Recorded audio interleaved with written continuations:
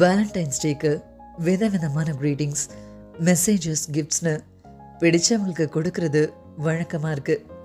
ஆனால் பிடிக்காதவங்களுக்கும் அதே மாதிரி கொடுக்குற ஒரு வழக்கம் 1800s விக்டோரியன் ஏரால இருந்துச்சு.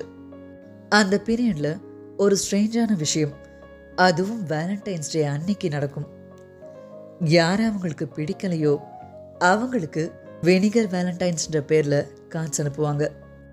அதுவும் அவங்க யாருன்னு சொல்லாமையே அந்த கார்ட்ஸ் அனுப்புவாங்க. ஸ்வீட் அண்ட் பொயட்டிக் மெசேஜஸ்லாம் அதில் இருக்காது. அதுக்கு பதிலாக கிண்டலாகவும் இழிவுபடுத்துகிற மாதிரியுமான கேலி சித்திரங்கள் மூலம் அவங்க அந்த நபருக்கு என்ன சொல்ல விரும்புகிறாங்களோ அதை அலங்கரிக்கப்பட்ட ஒரு சாதாரண பேப்பரில் தெரிவிச்சிருப்பாங்க.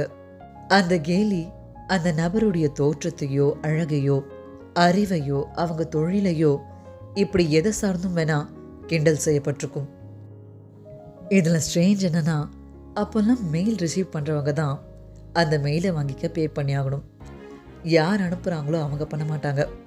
ஸோ இந்த வினிகர் வேலண்டைன்ஸை ரிசீவ் பண்ணுறவங்க அவங்க அவமானப்பட போகிறதுக்கும் திட்டு வாங்கிக்கிறதுக்கும் அவங்களே காசு கொடுத்தாகணும்.